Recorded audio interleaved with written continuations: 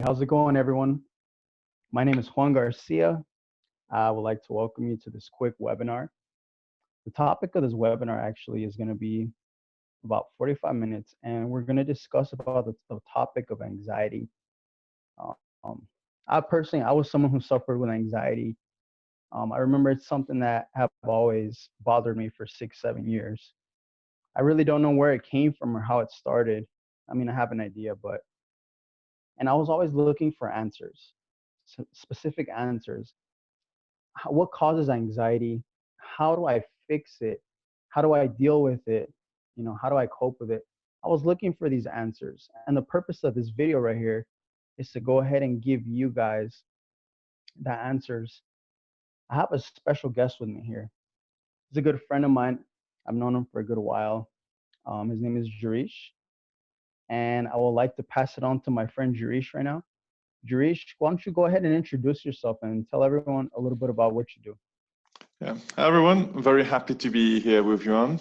And if I have to introduce myself, I would say that right now what I'm basically doing is I'm teaching people mindfulness, but the way I became a mindfulness coach is actually the following way.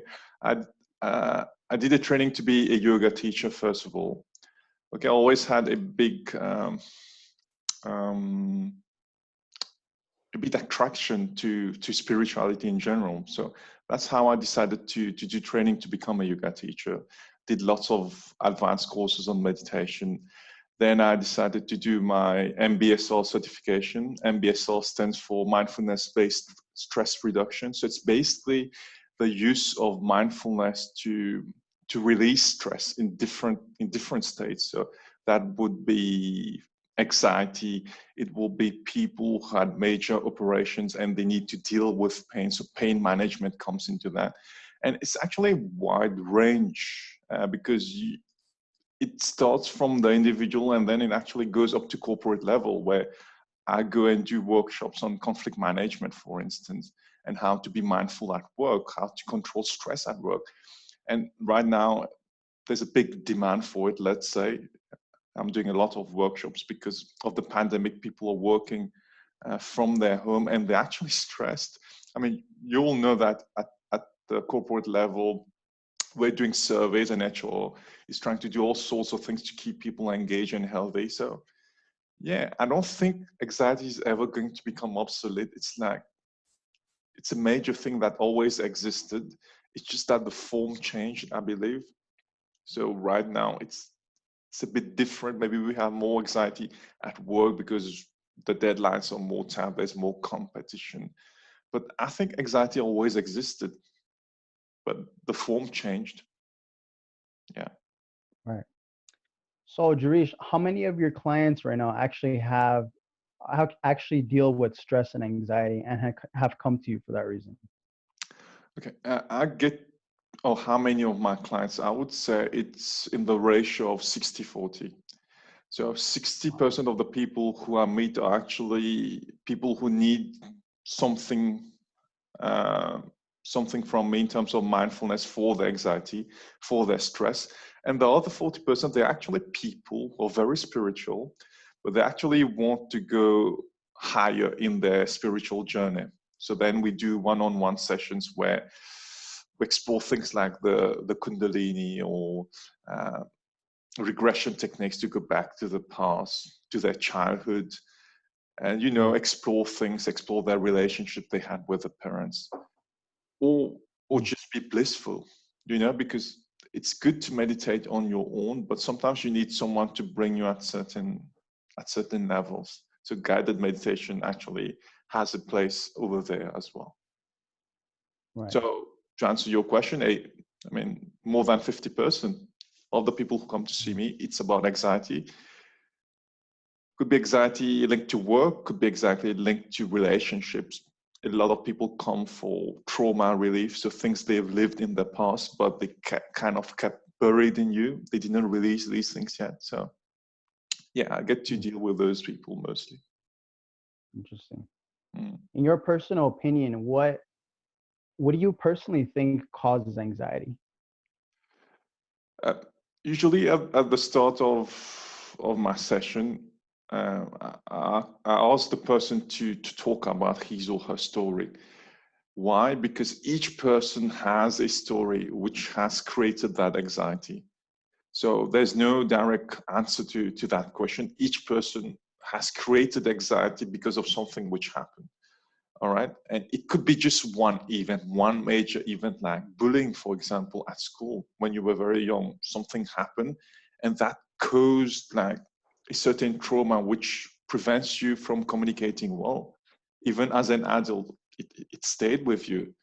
So we need to go back, check where the anxiety came from, because we're not born anxious. You know, when we were born like little children, we were very happy, full of unconditional love. And that's why we always say that little children have that, you know, that pure state of unconditional love. So we're not born anxious unless, let's say, your parents, uh, let's say your mom was on drug, then you kind of uh, had a physical body which has been influenced by drugs, so you need that also. I mean, we've seen that in some cases. Then you might be anxious from the beginning, but in most cases we're not born anxious, so we need to find the cause and try to work on it, help people release that trauma, which is usually hidden in the subconscious somewhere, and somewhere we actually don't want to go, because you will see that with a lot of people, they've lived something but they don't want to talk about it. They kind of think that, you know, not talking about it will make me stay away from it, but deep inside of you it stays there and something will happen. Let's say you had problem with your relationships, let's say you had a major breakup. You will notice that this is going to affect the way you actually form new relationships. You won't have the confidence to actually go or offer yourself completely to the other person. So it doesn't work. So you actually need to go back and work on it. And it requires a lot of um, strength by the person to actually go there and face the fears and the trauma. It's Right. it's it's quite massive, yeah. Hmm. So in my personal experience, I remember I've had anxiety, and it all started at a moment when my grandmother passed away, and then it didn't affect me much because I didn't very know her Mm, I didn't know her very well, but yeah. it had a very strong effect on my mother, and I remember seeing her cry and scream, and I think from what I can remember, that's where the anxiety started for me, and I would experience symptoms such as heart palpitations, uh, thinking like I don't know, creating a physical symptom somewhere, Mm, and then like searching it up, and I'm like, oh my god, I'm gonna die. You know, I would mm, be in the emergency room every single week, mm, and I just can't sleep. You know, you're just around walking around at night, like at 2 or 3 in the morning, you can't sleep. You create a symptom in your body, and you start panicking. You know. mhm. So, in your personal opinion, what are some of the symptoms that some of your clients have had or have told you about from their anxiety? You've actually mentioned some of the symptoms. I mean, you feel like racing heart, you sweat, palpitations, um, heavy breathing or quick breathing. I mean, it's irregular. It's not normal. Okay. So some people feel like they can't breathe well. Some people breathe quickly. So these are the symptoms. You get headaches. Uh, you feel pain in the chest. You may think, you start thinking you've got a heart problem because of that. Some people develop gastric. There are lots and lots and lots of symptoms, but basically you don't feel well. And the story you just told me, it's quite interesting. Interesting in the sense that actually the screaming and all that you mentioned, you actually absorb these sounds and they make you feel scared. And I'm sure what happened with you is that every time someone actually changed the tone and was speaking at a higher tone, it affected you and you started to feel the heart racing again. Did it happen to you? You did. You Yeah, did. it's because of the trauma which was created before. Because when your mother was shouting and you were in that environment, you kind of absorb these negative vibes, let's say. And it created a kind of fear. So every time you're in a context which is slightly similar to that, meaning someone is going to shout or someone gets into conflict with you, instead of trying to deal with the conflict, that fear kind of overwhelms you. Again, then you can't act. So everything which happens to us kind of influences our future interactions as well. That's why I was saying it's important to actually go back and let go of those things. And we feel a lot of guilt, usually anger, and confusion, lots of confusion. I mean, lots of questions why it happened to me. All these things, because people go through lots of bad things and we always question ourselves why it happened to me. And those will rather just keep questioning God, why did you do it to me? So it's a state of confusion where we actually need to go to and find our peace there, release, and then come back. Then actually our future interactions can be healthy, in fact. Yeah. It's interesting. So something I've always been curious about, after every visit at the hospital, I was always prescribed a specific drug to take home and to take. I personally have never, ever taken one. I never have. I always believed that it wasn't good for your body. And for some reason, I just felt like I can fix it on my own. And as I did, I started my spiritual journey. And then luckily for me, I was more than fortunate and blessed enough to fix it on my own through some natural holistic practices. But my question for you is, what do you think, what's the difference if someone were to take a drug prescribed by the doctor versus coming to you and working one-on-one with you? What are the differences between those two approaches in clearing anxiety? Okay, that's a very good question. In some cases, mindfulness can be a direct substitution to the drug you're taking. All right, but it all depends on the stage you are at right now. I mean, in terms of anxiety, if it's very extreme, maybe you need some medication. Okay, the person needs some. Let's say when it comes to pain management also, for example, if the pain is very intense, you need some medication and you need some mindfulness. So in some cases, actually accompany the person with a doctor. Okay, and I usually get that a lot when I have to prescribe, since I'm a yoga therapist as well, so I need to tell them to do certain movements, certain exercises, and let's say they had a major surgery, so I need to work with the doctor and then check what the person can do or can't do. All right, so we can't say that mindfulness is a direct substitution. It depends on the case, I would say. But one good thing you mentioned is that you always knew naturally you could deal with it, and that's very, very true, because the medication you take, they actually work on the symptoms. Okay, they don't heal the problem. So let's say in your case you had that trauma which created that anxiety. Okay, so the medication which will kind of trick your body and make you feel relaxed, but you actually didn't let go of the trauma. What will happen with me in a session is that we will go there at that dark place where you actually live the trauma, and then you're going to be okay with that at some point, and then you're going to release the trauma. Then when you come back, actually the probability that you still have the symptoms will reduce, and after a couple of sessions they will be gone completely, depending on how much you let go as a person though.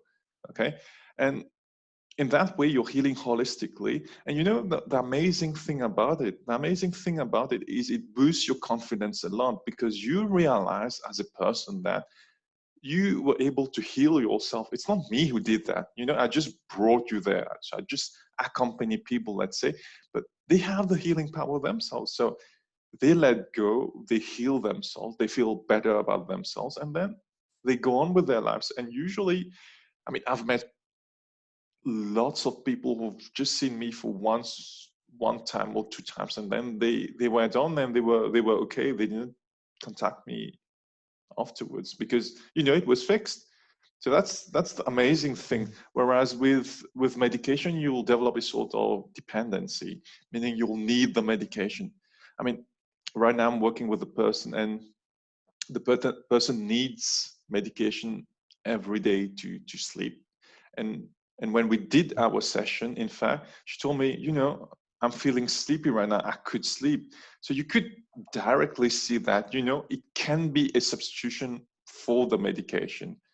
But if we are working with people who had like major trauma, let's say sometimes when you work with people who've been victims of rape, for example, then you need some kind of medication also because it's been extreme. I mean, you can't bring that person in a mindful state easily. Then it's very gradual, then it's long term. So it depends, it's case per case. But I've worked with people who, you remember I sent you a text once. There was a person who had like 4 strokes, and then that person actually watched my videos and tried the breathing techniques, and he felt okay. And I had a person who didn't sleep for 15 years. He had a major heartbreak, and that person did one session and he slept that day after 15 years. So it's amazing. We have the healing power, and after the session you feel confident. So as a person, it's like a 360-degree turn. It's amazing. We have the power. So you were right. We can fix ourselves, but sometimes we need someone to accompany us, let's say. Right. So I remember when I was first diagnosed with anxiety, I remember the doctor would tell me that. I asked, well, is there a cure for this? And he said, no, there's nothing you could do about it. You have to live with it for the rest of your life. I didn't accept that. I didn't believe it. I feel like I can fix myself. I can heal myself. Yeah. What are your thoughts and your opinion on doctors saying that a specific disease or condition cannot be cured? What do you think about that? I mean, I think it's because of their training. They've been trained to fix symptoms, right? So if there's a symptom and they can't fix it as per the books, as per what they've learned, they will tell you you can't fix it. But there is a higher intelligence or intuition like we have, which tells us that we can do those things. It's like, I'll tell you a story. I had to do an exam, okay, for my high school. It was a major external exam, so I had to do that exam. But I actually went to that exam room 1 hour late. It was a 1 hour 45 minutes exam. Okay, I went there 1 hour late, and they were all panicking, saying, "Oh, you can't do it. We need to find another way you're going to fill and all that." And I just said, "Calm down. I'll just do it." So I sat down. I used 40 minutes, and I completed the paper. So what I'm trying to tell you is that many times in life, people will tell you you can't do something, but deep inside you can. In fact, there's a sort of intuition which tells you can do it, and you just kind of do it, and it works. And that's not a one-off. I've done that so many times that I can actually confidently tell you that. A lot of times people think something won't work, but it actually works, and you end up doing it. Yeah. So self-awareness is a major thing, I would say. Being really aware about your abilities, your strength. Now, a lot of people tell you, I don't quite know my strength and my weaknesses. That's because of mental clutter. It's because your mind is so overwhelmed by thoughts, by what people tell you, and all these things, that you can't actually experience your true nature. But that's something you can practice again, how to get rid of mental clutter.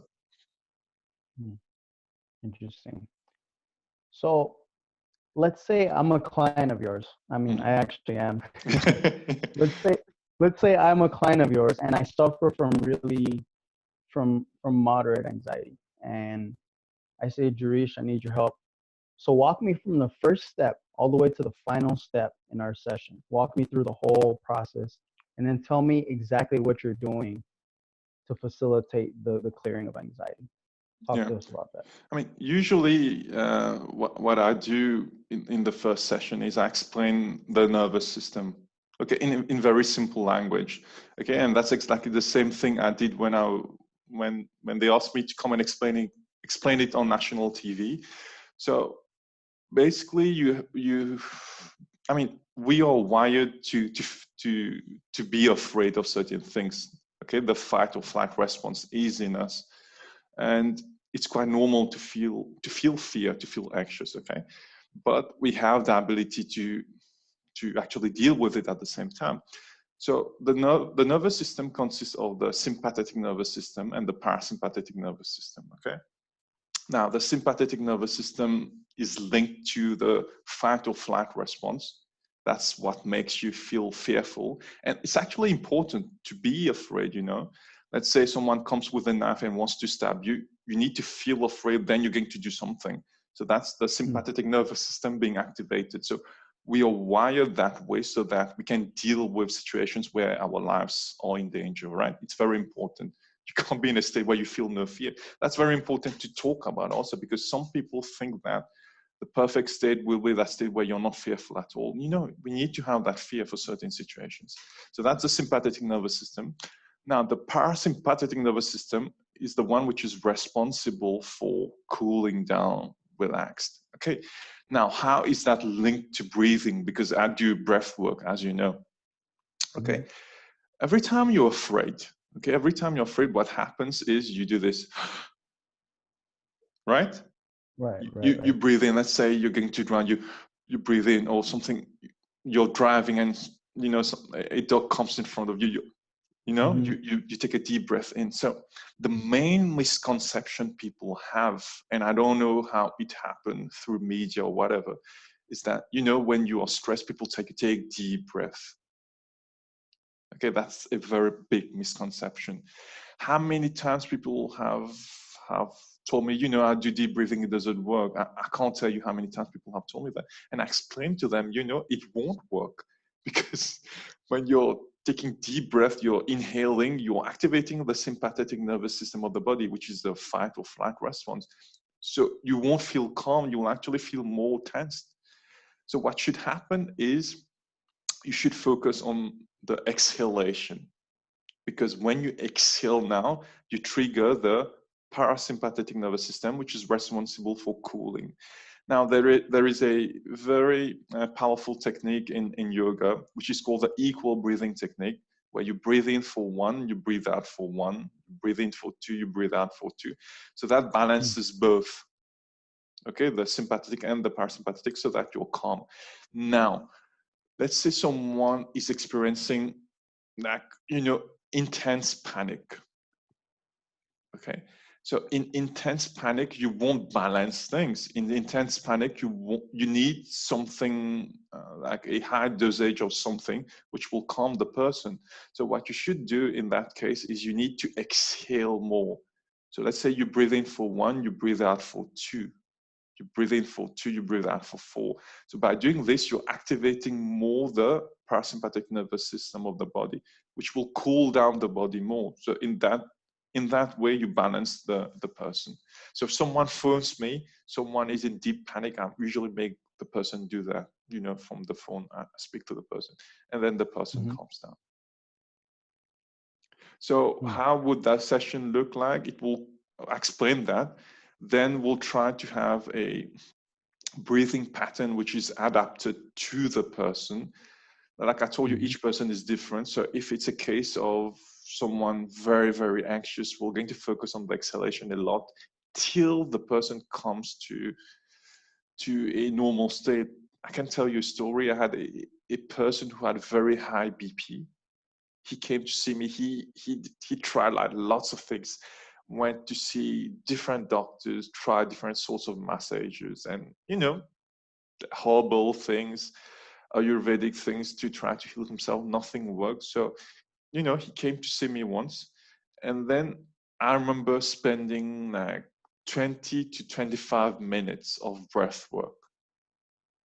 Okay, just to calm down the person, because the person was so hyper. He came to see me. He was like putting his phone here, then putting back in his pocket.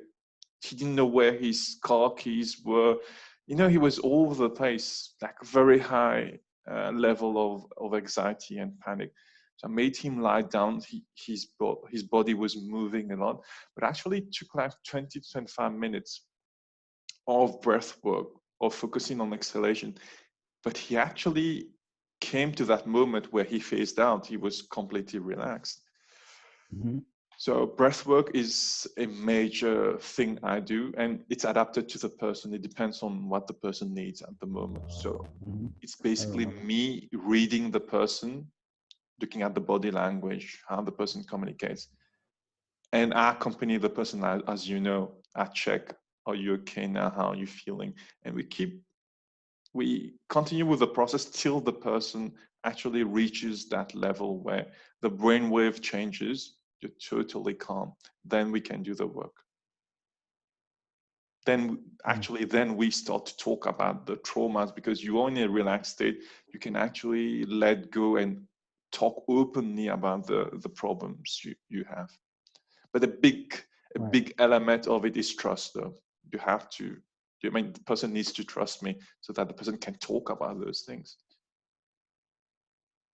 Yeah, so that's how it works. And then the person releases, then we discuss about it, and then it's over. Then from there we see what other things we need to continue working on.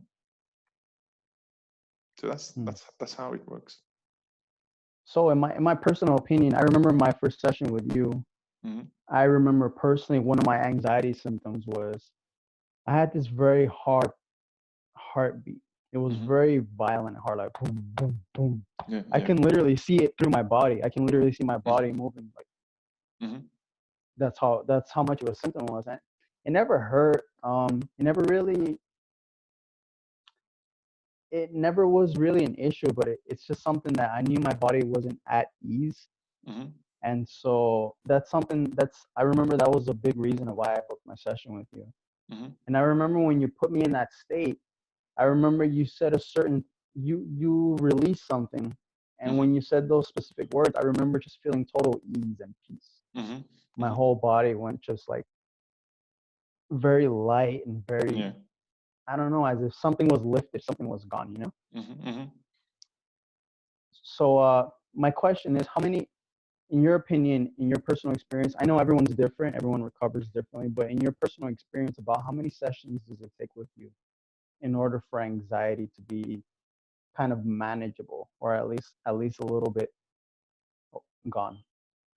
Usually it takes like 3 to 4 sessions, like intense sessions, for the brain wave to actually, for the brain chemistry to change, okay, for it to be in a different state. Right now, what happened is your brain wave changed, and then with time it will actually go back to its normal state. But the anxiety which you used to feel, it has been released to a certain level. Okay, there might be still, you know, bits and pieces of fear still there, which will go the more you practice. So I will say 3 to 4 sessions, the anxiety will be gone completely. Then from there, you can say, okay, I'm fine now. So you stop the sessions. Or some people like to actually, from there, actually evolve more, and they want to experience more. They want to experience themselves in a different way. So try to elevate their mental state, like they would like to be more blissful, for instance. So it all depends on what the person needs. Some people just want to live a life without anxiety, okay? And some people actually want to live a life where they feel fully elevated, where they are very positive, they can actually influence people and do all those things. So it all depends on what the person wants, basically. But the danger is that okay, the trauma will be released, okay, but if you stop practicing, I mean, lying down with yourself and then letting go. If you stop practicing, what happens to the body is it gets back to its normal state. So it will get back to a state where Mm-hmm. the person will experience mental clutter and everything else again. And the funny thing, which usually happens with me, is people come, to sessions, they feel very good. So they stop practicing anything. It's like exercise, and then they stop being stressful again, and then they come back. But then I tell them, you're starting from scratch every time. You need to maintain the practice. And I usually don't ask people to come to see me. I record sessions on different themes. So once someone has done like 3 or 4 sessions, so you are at that stage, what you just need to do is you need to have like a time every day where you listen to that podcast which I've created, and then you maintain the practice. So in that way you keep that elevated state. But it's a commitment. It's like exercise.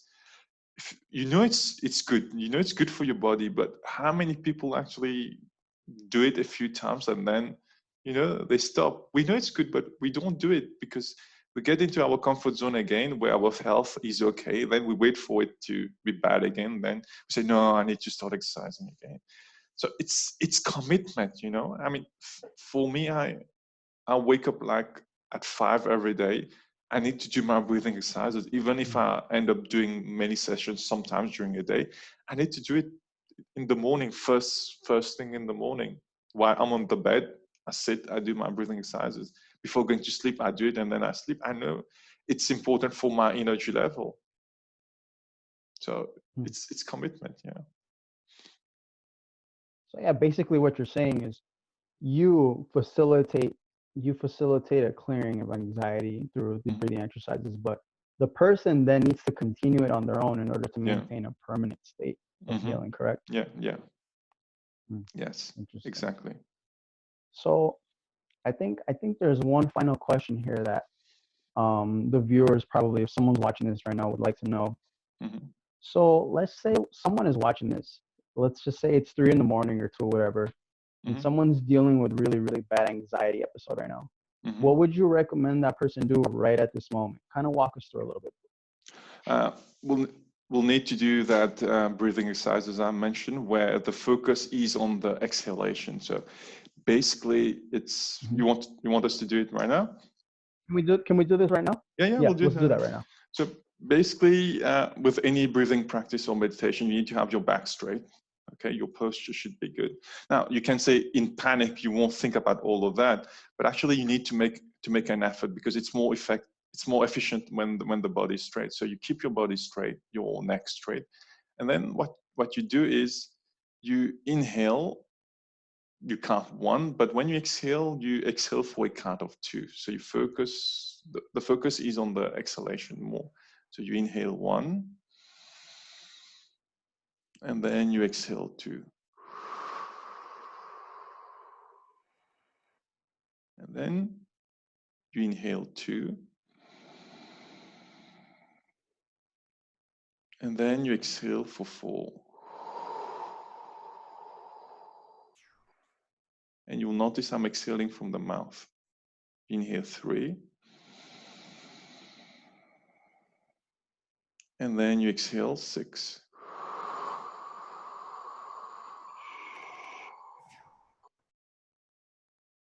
You inhale 4. And you exhale for 8.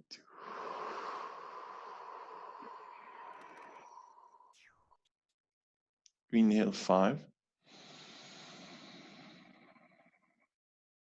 And you exhale for 10.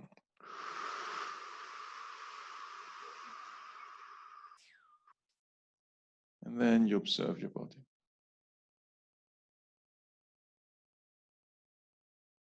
You just observe your body. Now, to me, it puts me in a very meditative state right now because I've done it. Now, someone who's anxious will need to do it a couple of times. But you will notice that after each round, the anxiety level will drop. How did you feel when you did it right now? Okay. I felt like every breath, on every exhale, I release some some Exactly. layers. I don't know if that makes any sense. Yeah, I mean, it has its And you just get lighter and lighter. spiritual, how do we call that, meaning as well. Okay, because it's energy basically. So when you're inhaling, I Energy. mean, scientifically you're taking in oxygen, but those who practice yoga will tell you you're taking in prana, which is life force. Okay, so you're taking in more life force and you're releasing whatever is bothering you. So you're releasing toxins, you're releasing negative vibes, negative energy, let's say. So that's the effect it does to your body. So scientifically, you're bringing in more oxygen. Spiritually, you're bringing in life force. You're clearing your negative energies. Okay, I'm a believer of both, so I can talk any language to people because I'm a yoga teacher also. But that's what it does to your body, and you do as many rounds as you need. Like I was telling you, for the other person, we had to actually do it for 20 minutes because it was like an extreme case. So you do it till you calm down. And that's something anyone can do, because when you panic, what happens is you get more hyper. You start to do things quickly and it makes things worse. What needs to happen is you need to actually slow yourself down. And how do you slow yourself down? By doing this. It's a very easy way of dealing with it on your own.